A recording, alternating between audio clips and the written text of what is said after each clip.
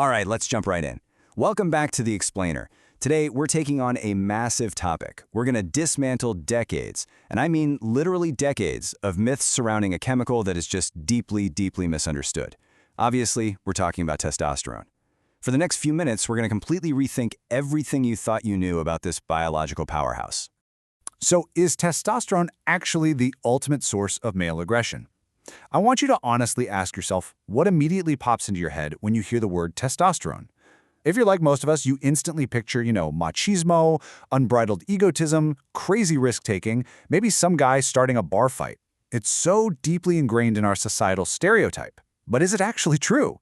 Well, let's dive into this. This whole idea that testosterone is the stuff that men are made of captures a mindset that's basically dominated our thinking since the late Industrial Revolution. Back in the 1850s, a scientist named Charles Edward Brown Séquard essentially kicked off this whole mythos. He actually injected himself with animal extracts and claimed it vastly improved his physical vitality. And for over a century since then, we've blindly associated this substance purely with physical dominance, muscle mass, and aggression. But as you'll see, modern science is telling us a completely different story. To understand what this hormone really does, we kind of need to strip all that baggage away.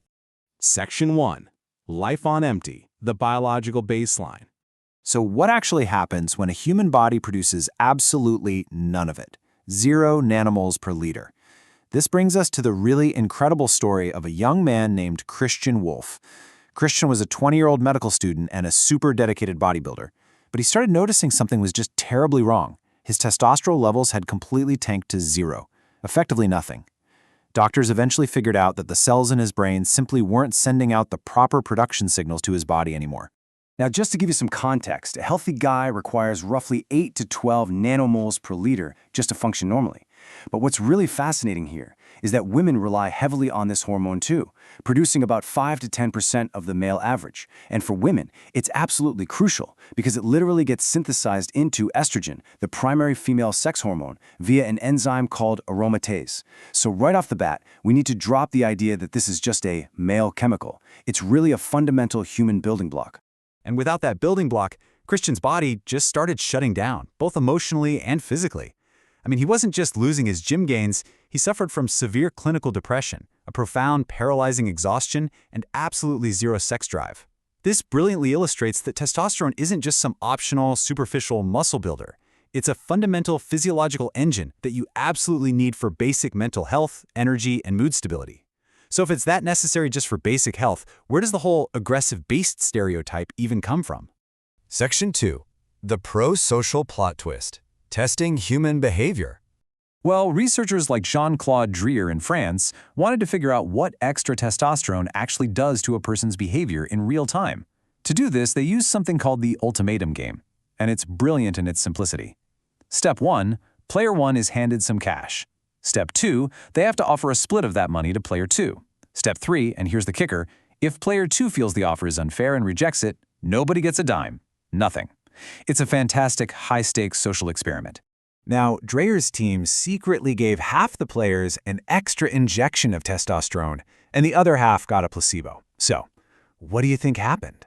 Will the players injected with a heavy dose of this so-called aggression hormone greedily keep all the cash for themselves?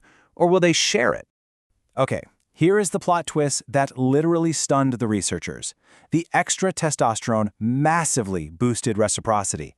I'm serious. When the game rules allowed for cooperation, the subjects injected with extra testosterone were actually way more generous. They actively rewarded fair behavior from the other players. Now, yes, they did punish unfairness more severely, but when they were treated well, their first instinct was absolutely to share the wealth. And this brings us to a really crucial concept, status-driven generosity. The hormone wasn't making them blindly aggressive at all. It was making them crave social status. Think about it for a second. In human society, how do you show power and gain prestige? Usually, it's by being a magnanimous, generous leader who helps others, right? The testosterone was simply fueling their underlying drive to be respected and admired by their peers. A real game changer in how we view this. Section 3. Before you were born. The origin story in the womb. But, where does this hardwired drive for status actually come from? Clinical psychologist Simon Baron-Cohen at Cambridge University has been tracking this by literally measuring testosterone levels in amniotic fluid. And this timeline is wild. Check this out. By week 7 of pregnancy, genetics activate testicle development, which starts releasing testosterone. Within the first 3 months, this exposure physically alters the fetus's bone growth. By age 1, we can already see shifts in how much eye contact the child makes, and by age 2, distinct vocabulary differences begin to emerge, all based purely on how much of this hormone they were exposed to before they even took their first breath. Unbelievable, right? And we actually have physical evidence of that prenatal exposure. You can look at your own hands right now. Because of that early surge in the womb, men typically have a ring finger that is noticeably longer than their index finger. In women, whose prenatal exposure is obviously generally much lower, the index finger is usually longer than or equal to the ring finger. It's a permanent biological marker of your early hormone exposure. But of course, it goes way beyond just your fingers. Baron Cohen's research shows that higher prenatal testosterone profoundly shapes our brain architecture. It correlates with less active eye contact as an infant and a smaller verbal vocabulary at age 2, which, by the way, is why girls generally develop language skills a bit faster. Later in life, high exposure correlates with lower empathy scores, but significantly enhanced analytical, abstract, and pattern recognition skills. It pushes the brain's development in a very specific systemic direction. So we're essentially shaped by this hormone before birth, and it drives us towards social status. But biology is never quite that simple, is it? Section 4. The cortisol connection, the environmental blockade. So, a researcher named Pranjal Mehta discovered that testosterone actually does not act alone, not at all. He developed what's called the dual hormone hypothesis, and it turns out testosterone's ability to drive leadership or dominant behavior is completely at the mercy of another chemical, cortisol. As you probably know, cortisol is the human stress hormone. It's what our bodies release when we're anxious, stressed, or threatened. Think of it like a giant lock and key mechanism. When you're super relaxed and have low cortisol, testosterone successfully binds to your androgen receptors, unlocking all those confident pro-social leadership behaviors we just talked about. But when you're stressed out to the max and your cortisol is high, that stress hormone physically blocks the receptors. It essentially neutralizes the testosterone, completely shutting down the dominance and confidence effect. Basically, your immediate environment and stress levels directly dictate how your hormones are even allowed to work. Now, understanding how incredibly delicate this biological balance really is makes our next point super alarming. We aren't just talking about professional bodybuilders anymore. Recent research indicates that up to 16% of amateur clients at standard commercial fitness studios are currently using anabolic steroids, which are synthetic testosterone derivatives. They are artificially flooding their bodies just to bypass this whole natural system and build muscle. And the results of this bypass? Absolutely catastrophic. When you artificially dump massive amounts of synthetic steroids into your system, your brain detects the overload and literally turns off your body's natural production. The side effects are honestly terrifying. We're talking dangerous spikes in blood pressure, a heavily increased risk of strokes, major heart attacks, and severe liver damage. And because the brain shuts down the signal to the testes, it completely halts your natural sperm production, leaving the user utterly infertile. No way around it. But listen, you don't even have to be taking steroids to totally disrupt your natural baseline. Often, especially in older men, falling testosterone isn't just some inevitable symptom of aging, it's heavily tied to obesity.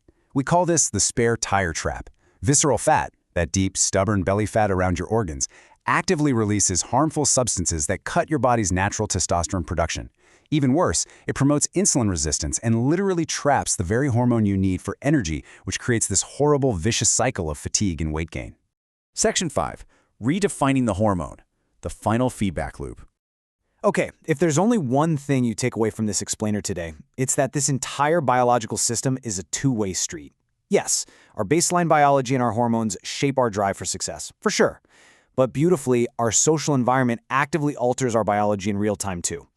When we cooperate, when we achieve victory, when we feel respected in our own social circles, our brain actually rewards us by producing more testosterone.